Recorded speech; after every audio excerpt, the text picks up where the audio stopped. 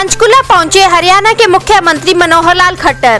Panchkula sector 3 स्थित ताऊ देवीलाल खेल स्टेडियम में आयोजित कार्यक्रम में बतौर मुख्य अतिथि कर रहे हैं शिरकत। हरियाणा के उप मुख्यमंत्री दुष्यंत चौटाला भी कार्यक्रम में कर रहे हैं शिरकत।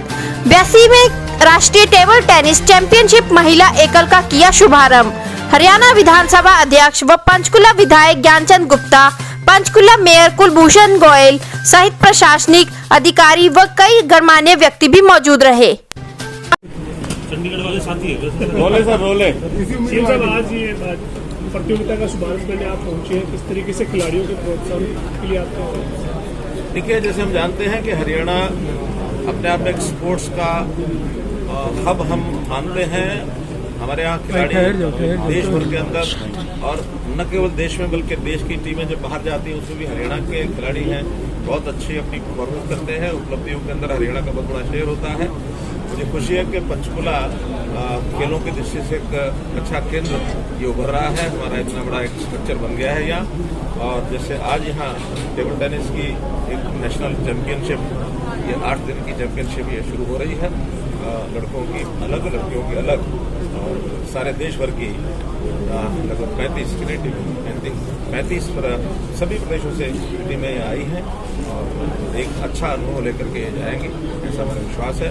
आने वाले समय में नवंबर के अंदर यहाँ खेलो इंडिया राष्ट्रीय स्तर की जो प्रतियोगिता है 2021 की, लगभग 12,000 खिलाड़ी और जो उनके साथ बाकी सहभागी होंगे वो सब यहाँ के रहेंगे। एक बड़ा फंक्शन यहाँ हो रहा है और उसकी पूर्व तैयारी के नाते से हम इस खेल को आगे चलते हैं तो एक अच्छा कार्यक्रम यहाँ होगा। नेशनल चैंपियनशिप में एक सवाल तो ये था कि क्या हमारे पास ऐसा इंफ्रास्ट्रक्चर है कि हम किसी इंटरनेशनल कॉम्पिटिशन को भी अपने यहाँ आयोजित करवा सकते हैं या उसको डेवलप करने के लिए क्या सोचते हैं? साथ ही हमने इस जगह वो खेल गाँव कहा सर, और गेम भी 2021 के खेलो इंडिया हो रहे हैं, तो उस नजरिए से पंचकुला में और डेवलपमेंट। देखिए, अभी तो जो कोई पहला बड़ा एक कार्यक्रम हमारा राष्ट्रीय स्तर का यहाँ हो रहा है, तो वो कार्यक्रम हो जाएगा। उसके बाद कोई अंतर्राष्ट्रीय स्तर का कोई, क्योंकि उतना बड़ा स्थान अभी बनाने में और समय लगेगा, लेकिन हम धीरे धीरे आगे बढ़ रहे हैं कि सारी व्यवस्थाएं चाहे वो राष्ट्रीय स्तर की है, उसके बाद फिर अंतर्राष्ट्रीय स्तर की भी कोई खेल मिल सके हमें यहाँ, उस और आगे बढ़ेंगे। सर, 1-2 अनियमितताओं की रिपोर्ट का सवाल है, चंडीगढ़ में पूछ सकते हैं सर थोड़ा सा कि रिपोर्ट सौंप दी गई है, चाहे आप डिस्ट्रिक्ट अनियमितताओं की बात करें या उसके अलावा यूएस साहब के पास भी रिपोर्ट है, आपके पास भी है, उनको लेकर स्टडी हो चुकी है क्योंकि ये सेशन बजट का हंगामेदार होने वाला है। देखिए, एक बात आप लोग जरूर अप्रिशिएट करेंगे कि जितने भी काम हैं, जितनी व्यवस्थाएं प्रदेश के काम को, हर विभाग को चलाने के लिए बनाई जाती हैं, उनके अंदर जो कमियां हैं कोई आज की नहीं है। ये कमियां बहुत वर्षों से पिछली चली आ रही हैं। हमने कम से कम अपने सरकार के समय में एक संकल्प ये लिया है कि हर प्रकार की कमियों को, यानी उसकी जांच करके उसमें जो कमियां आएंगी उसको ठीक करने का संकल्प हमारा है। पिछली सरकारों ने तो कभी ऐसा संकल्प क्या ऐसा कभी सोचा भी नहीं है कि उन्होंने अपनी कमियों को दूर करना है। हमारी जो कमियां कहीं भी ध्यान में आएगी उसको हम स्वयं उसकी पहचान करेंगे, स्वयं उसको दूर करेंगे, ठीक करेंगे। और ठीक करने के परिणाम ये है कि अभी पिछले लगातार 5 साल पिछली सरकार के और ये 1 साल 6ठा साल है कि हमारे हर क्षेत्र के अंदर रेवेन्यू अगर देखें तो सरकार की सफलता रेवेन्यू के हिसाब से भी आगे जाती है।